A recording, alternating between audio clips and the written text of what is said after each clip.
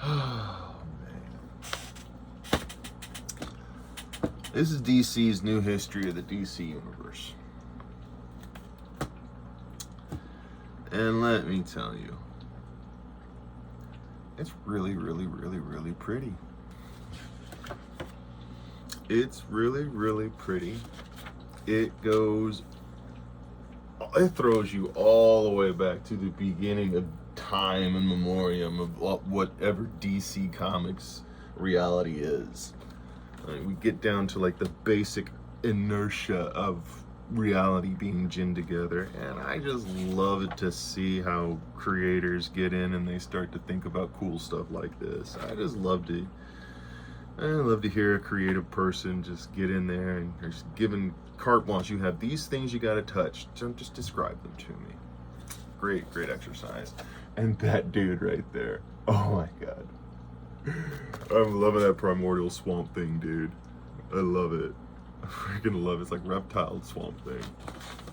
Anyways, this is a 1 in a 4-part series in which they go through and they explain to you the mythos, the lore, the current state, you know, kind of like, okay, if we're gonna have a continuity break, we're gonna have a continuity point in which we start. You know, it's like one of those like nexus points. If it was nexus point, it was a library.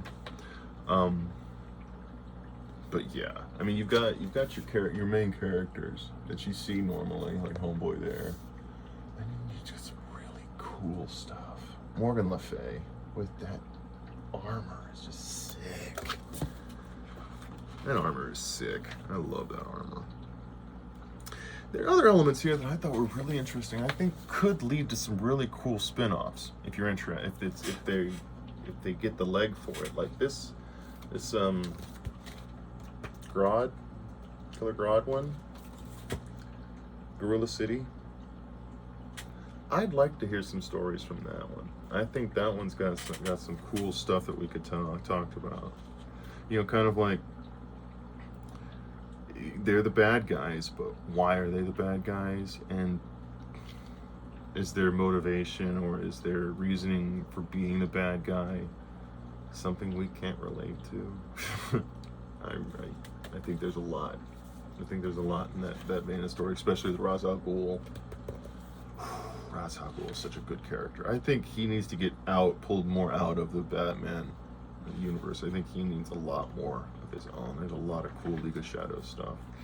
Regardless, you got also such cool stuff because you jump into, this is mainly pre Superman, Batman. This is pre stuff like that.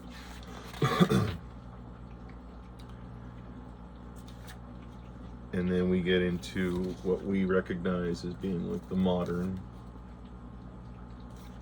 DC age. And it does a great job because great art, really cool imagery. It goes back and forth between two artists. It really, you get a selection.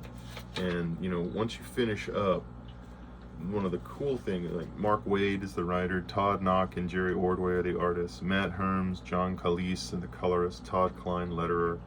We got Chris Samney and Giovanni Nero as the cover artist. Like there's the credits right there, folks. Talented group right there. Lots of respect. This is the other element of this, at least this issue had. I don't know if they're going to do it all the rest of it. But if you're a real nerd, you can see and you can look right there. That's a comic book. That's published way back in the day. We could go read that. There's a plug for Ultimate. DC Universe Ultimate. Anyways, I think it's really cool. It's $5.99, so it is a bit expensive, but you could look at that great double cover. Look at that great double cover. I've added it to my list. I'm just going to get the 4-part, and I'm just going to like it and enjoy it because I think it's one of those things that you look back and like, if I were to, like, somebody were to walk up to me and say, "Hey, what's DC Comics about?" There you go. It's current too. There's older versions, but you know, grab a current one and see where it goes. So I've added this one to my pro list too, and that's it.